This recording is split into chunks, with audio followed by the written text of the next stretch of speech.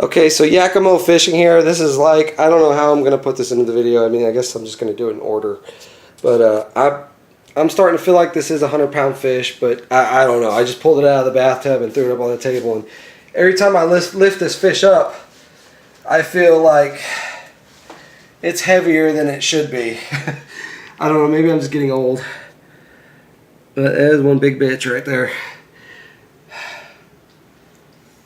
One big summertime gar. So this is how to clean them. You're going to need a really good knife. And you're going to need a good pair of tin snips.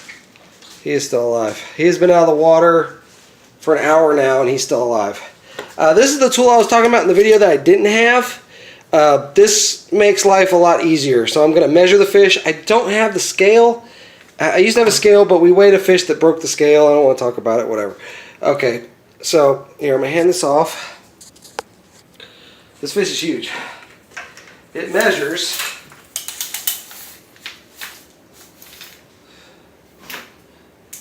looks like it's, let me get another tape measure. This one's not good. We'll get a different tape measure. I want to at least measure him so I get the measurements out there.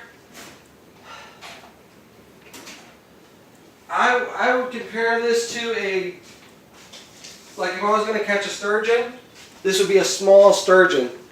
But this fish fought harder than a lot of the sturgeon that I've caught. I can tell you that much. Well, I got it. We're looking at 53 inches long. 53 inches. The width, it's looks like the back is 7 inches from the top. The head, looking at 13 inches long on the head, 6 inches wide at the widest spot. Alligator gar, biggest one I've ever caught. Actually, biggest one I've seen on land. I've seen videos of fish this size, but I haven't actually caught one. I've hooked bigger ones that have broken line, like using big carp heads. This is it right here. This is what I've been after for some time now. So, he is still really feisty. I'm almost afraid to cut into him because he is so feisty. I'm going to go ahead and get a hammer real quick. Hey, is that hammer in the back of the truck or did we leave it? I think it's in the back of the truck. We might have left it. Oh boy. You ready to go see? No, it's alright. I'll improvise. This is going to get kind of crazy.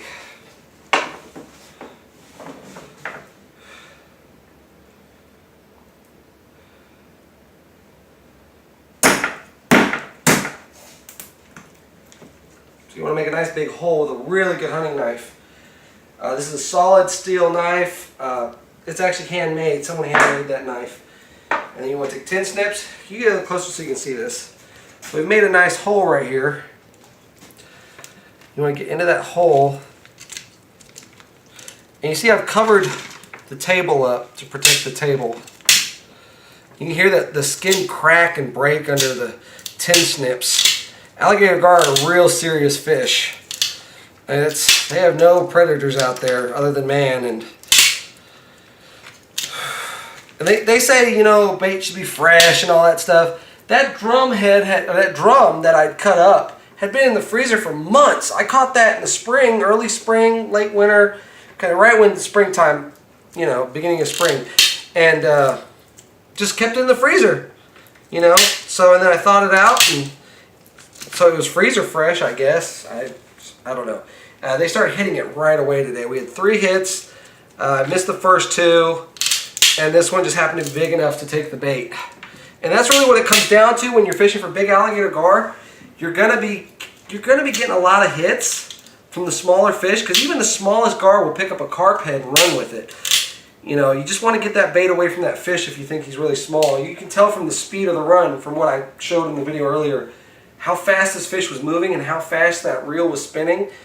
It just shows you how big the fish was. If you get a slow pull, if you're getting a slow pull, you know, you're not going to have a really big fish. You might even have a catfish, because small catfish will mess with, you know, big bait and just tear it up and run around with it a little. But again, you want the fish to run with it. You want the fish to run with it. He's going to bring it back to shore. He's going to swallow it. And then you just let the hook load up on it. I found the hook, it's really deep. I will be getting the hook out later, and I'll show you how to do that after I do this. Basically, we just split the mouth open from the belly up, from right here up, and we pull the hook out. And I'll show that as well, because I want to get the hook back. It's a really nice hook. Some people like to use little treble hooks to do this, and I guess you could use a treble hook, but I don't know. I felt like I've lost more fish on treble hooks than I have circle hooks. I've lost a lot of fish, gar fishing. They're hard to keep a hook on. And I've come up with some interesting rigs, like my mooching rig that I showed. But I think the new rig is going to be the rig, obviously. That's the most effective rig, because I just wait for the fish to load the rod up and he's hooked. And you want to go right down the middle, close as you can, with these 10 snips. And it's a long way, I tell you. And his tail's hanging off the table here, so. Next one I get this size, I'll probably release. I haven't kept a gar in a while. The last two I did release, they were, you know, good size. And then I had a video of a decent sized one that I let go. So this one I'm going to marinate and cook.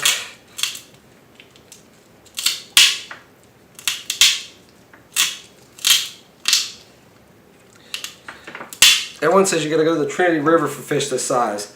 That's not true. Fish like this are all over the South. Most of the rivers and stuff up here have them. And of course we got this one at Lake Livingston. And everyone, I've been telling people I've been wanting a big gar like this for a while. Like, oh, you got to come up to the dam. You got to come up to the dam. They're everywhere up at the dam. I don't want to drive up to the dam. I wanted to catch them where I caught them. I wanted to catch them in the lake so I could say I did it. So you can see it, big fish like this live in big lakes like Lake Livingston.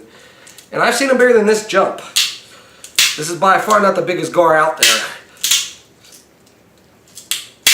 He just happened to be hungry and in the right spot. And if we stayed out there and let this one go, who knows, there might have even been a bigger one out there. But I'm just so excited to finally get one this size. Maybe in the future I'll do that. I'll just catch gar all night. But I can tell you, it's very exhausting. These fish have a great fight.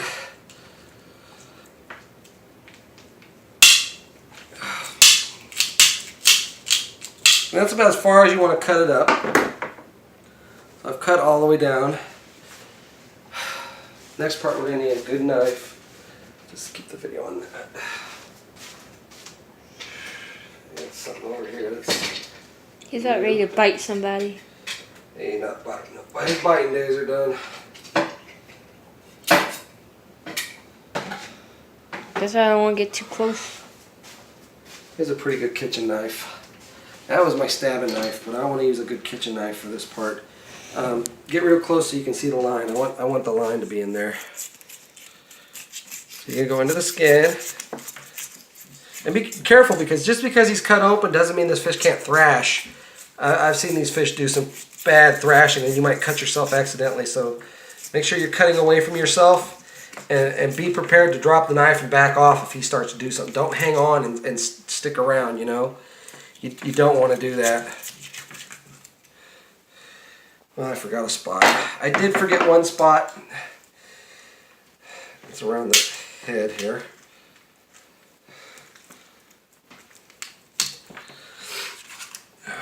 Jeez. Yeah, I came back from fishing just a hot mess, soaked. My shoes were soaked. Apparently I got in pretty good. And then pants just covered in goo from trying to carry this guy up the stairs. So it doesn't take that long to clean these. A lot of people won't mess with them because they don't know what to do with them. And I tell you, if you know what to do with them, these are delicious fish. But you gotta know what to do with them. Don't fry them. I'm going to show you exactly what to do with this fish so you can have a delicious meal. Actually, this is going to provide a couple meals. This is good stuff.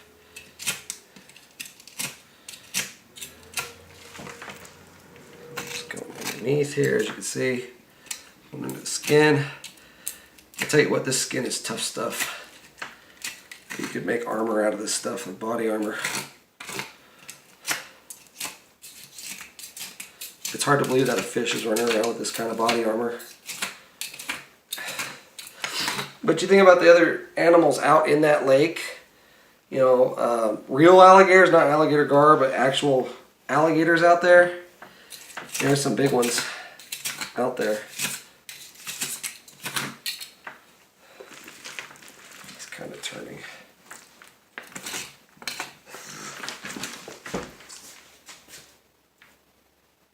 Is he backed up too? No, I to get hurt, not to get bite. No, I'm good. And I'm just working under the skin. This is kind of the same method used for... He's turning again, baby. I know, I'm trying to... Okay. So also this side too. I'm going to turn over here.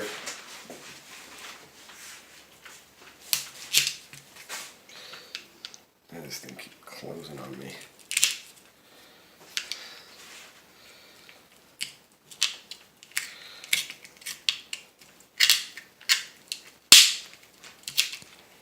Wow, that's really hard to cut. I need to remove this little piece. It's annoying.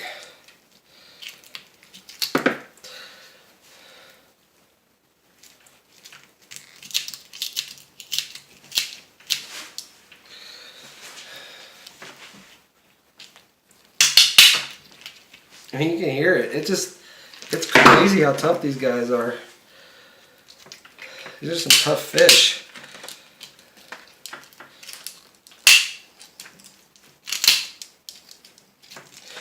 And people don't really respect these fish. I mean, most people think these are trash fish. I was kind of skeptical how they would taste when I first got them, so I did throw quite a few of them back right off the bat. And then I watched a video by the, I believe it was the Department of Fish and Game out here, did, on catching and cooking and cleaning gar. And I don't know, they fried them. They liked it that way, but I haven't tried it fried. I just know that a lot of people fry and say they don't like it. So I tell you, you know, this is more of a grilling fish. You can grill it, you can barbecue it, you can smoke it. It's great smoked. I've had some wonderful smoked gar. But frying it, I don't feel like this is a fish that you want to fry.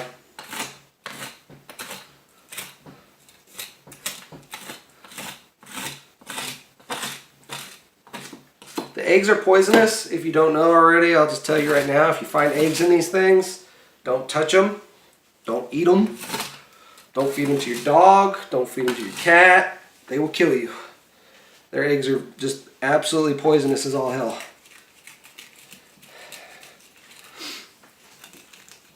Which is a shame because they would be great fish bait. Because these things probably carry a lot of eggs.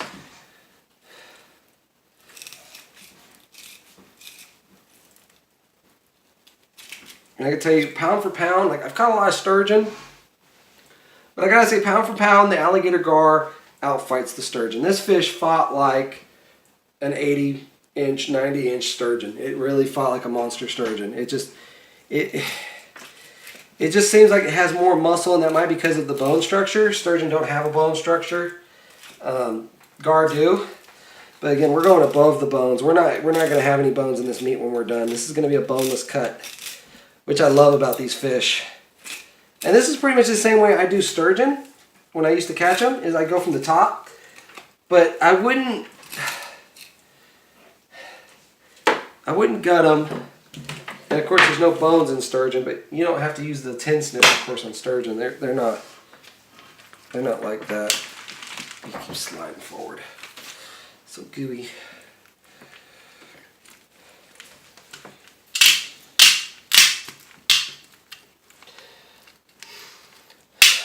I can tell you that if you smelt a lot of fish, you know that cleaning a fish has a very stinky smell. Gar have a very bloody smell. They're very bloody up here on the top. Okay. Are you getting that? Mm-hmm. That's really grotesque looking. Very grotesque. But that's how you do it. And you don't want to cut into the belly because you don't want to smell the guts. Because these things eat a lot of fish. They eat a lot of other fish. Okay, I've got it opened up, I think, all the way. Let me see a little bit more over here. And you don't want any red or yellow meat. You want to get rid of all the red and yellow meat. That's a huge mistake that people make with fish like this. The yellow meat, the red meat, all got to come off. And what I'm going to do right now is I'm filling up a bucket of water, or Tupperware full of water, because that meat's going to go in this water in a minute. And he's still alive. Yeah. And I'm just, basically I want to get all the blood out of the meat. I didn't have time to bleed this fish. Well, I guess I did. I could have waited. But bleeding gar is kind of difficult. So you want to go right along the spine. That's the spine. You want to go along the spine. And I hope I get good cuts out of this. You know, how good you are at cutting fish and cleaning fish is going to determine how well your fillets come out. And these are some big fillets.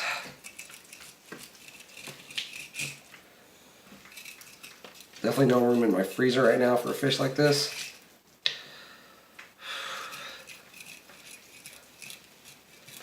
And this is where people make a lot of mistakes, and I might even make a mistake. I might accidentally cut into the belly. So you want to be careful not to put your knife down too far.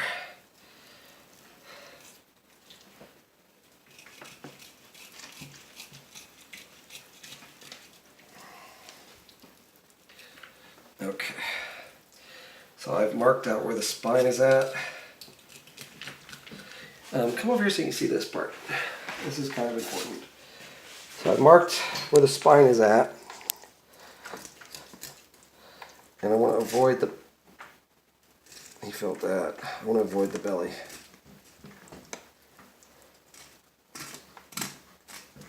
You can feel the ribs, you know you're in the right spot. Okay. All that blood we need to get off of that meat.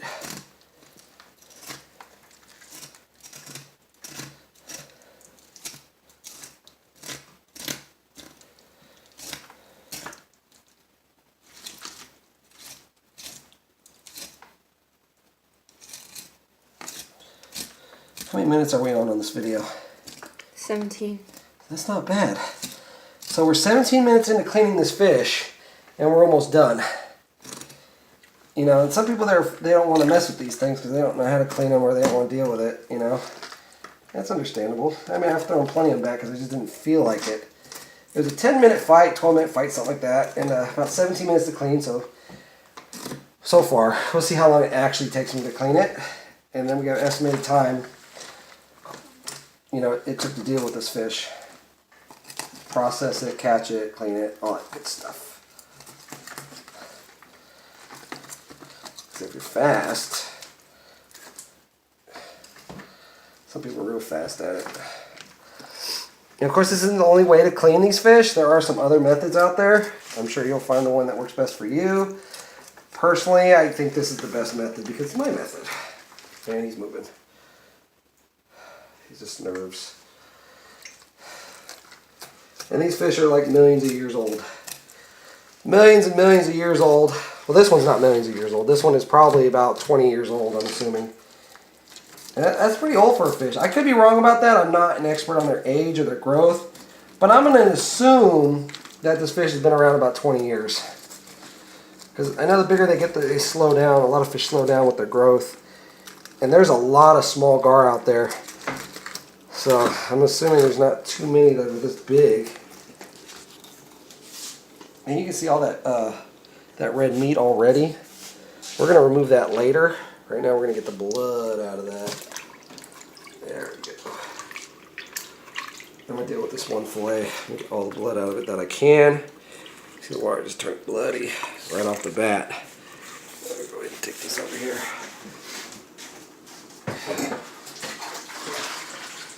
Now, me personally, I feel like blood changes the flavor of the fish.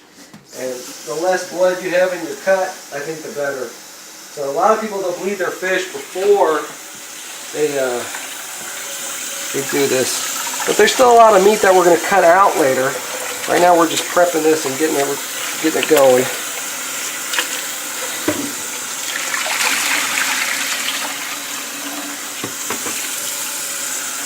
Okay.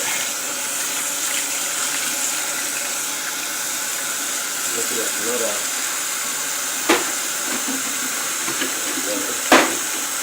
Step aware.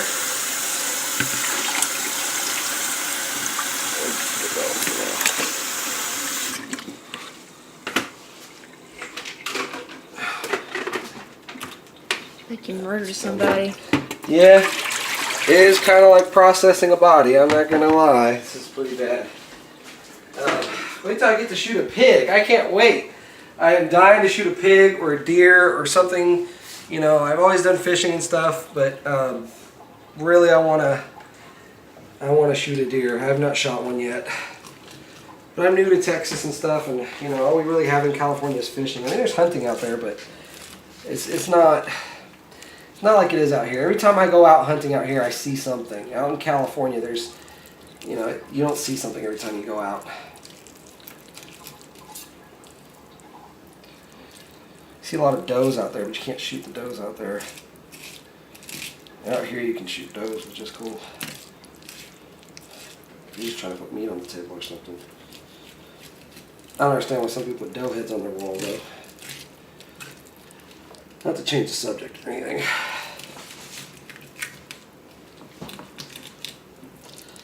I'm going to turn him because I'm right-handed, and that would make it easier on me.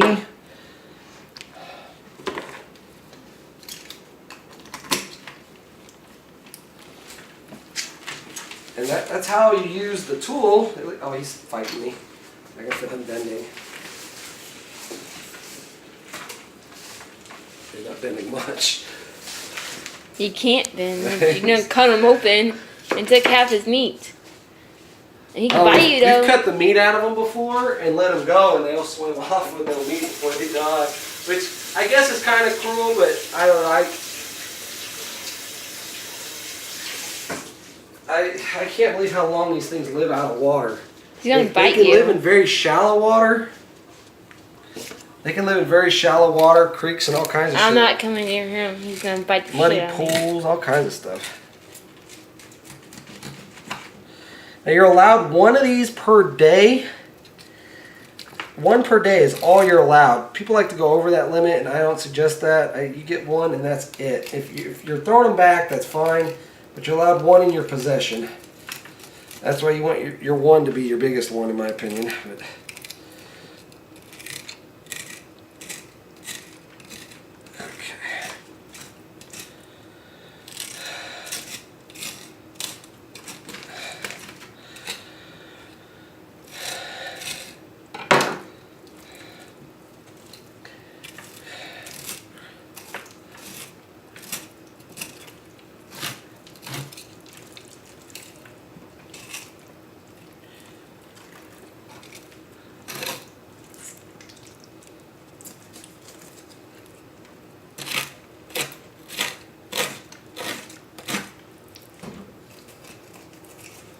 You're 23 minutes in.